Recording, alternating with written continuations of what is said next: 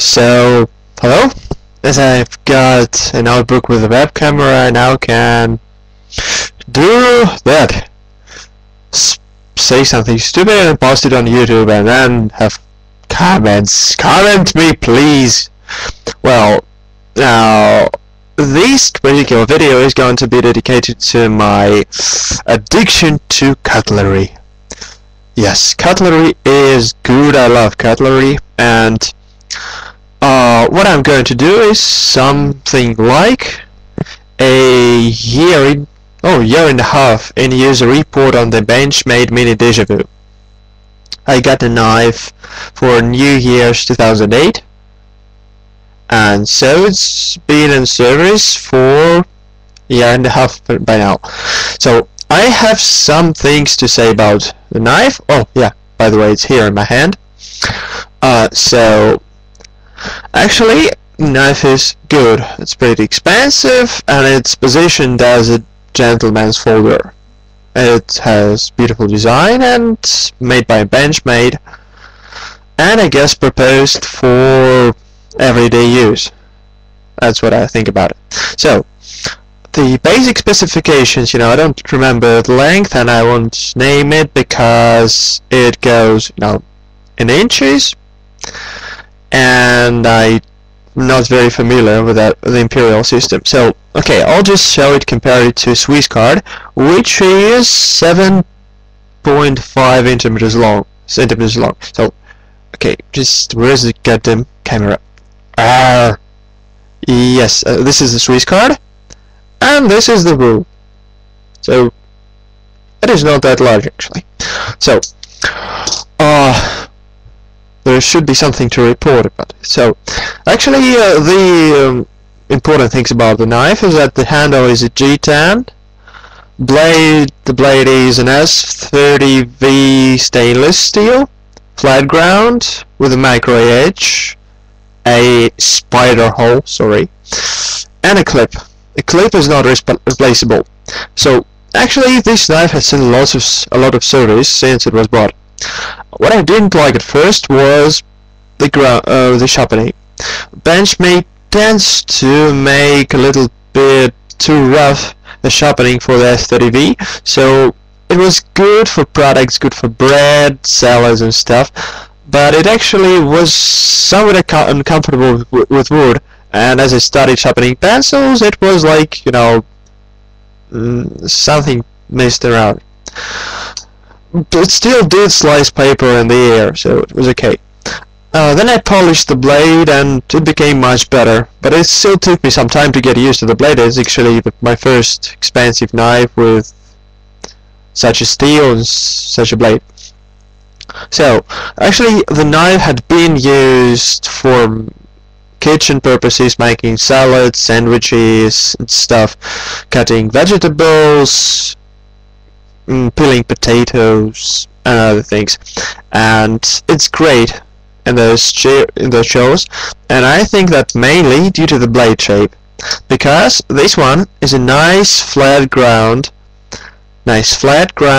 without any ribs or anything like that. So if you cut a tomato with it, it goes just like if you cut it with a chef's knife. Actually, it can be given a better edge than most chef knives because it's not thin, and it's actually very comfortable to cut vegetables with it. Just don't forget to wash it afterwards. Same thing about most products: cheese, bread, apples, potatoes, everything. The special thing about cheese is, well, when I was in the US party, I found out that my hosts actually had lots of expensive hard cheeses, but they didn't have proper devices to cut them, so I took this out and it proved a perfect tool for cutting hard cheese.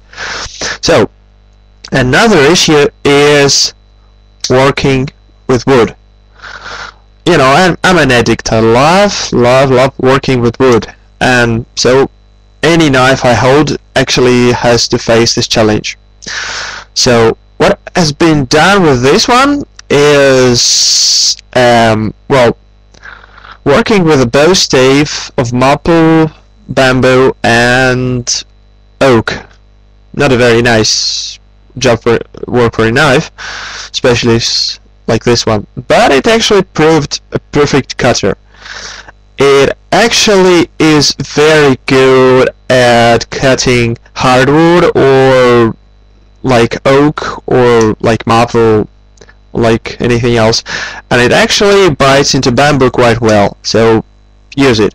The only problem is the clip, because it is not it cannot be placed in other parts of the knife. There are no more holes, it's only here, and after about 25 minutes of work it starts hurting. So just buy yourself a couple of screws, remove it if you're going to do any hard work with a knife. That's it. Another important issue, I think, is the locking mechanism. It's a liner lock, and so some people have been saying that this one is sort of thin, this one is thin, and liners are not cool, but from what I know about this knife, it's great. I had no problems with the lock throughout this year and a half, and I've been opening and closing it daily. I'm a maniac, sorry. And there is no difference in the lock from the very day I purchased it to now. As a comparison, I got a no-name Chinese folder, not a traditional Chinese folder, just made in China folder for my birthday, and I opened it I think like 35 times, and then the lock started to make troubles, and now it just no longer closes. So that makes a difference between expensive knives and cheap ones. What else should be noted? Well, actually the hook construction proves to be quite strong. I haven't tested it to the limits. I haven't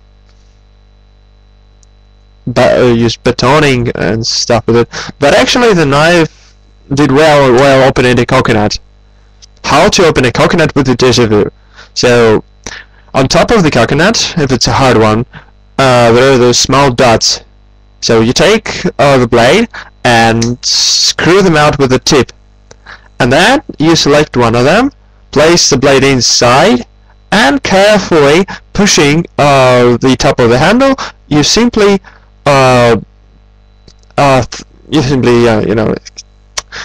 you place the blade in, and there appears a crack. Then you develop the crack with the blade.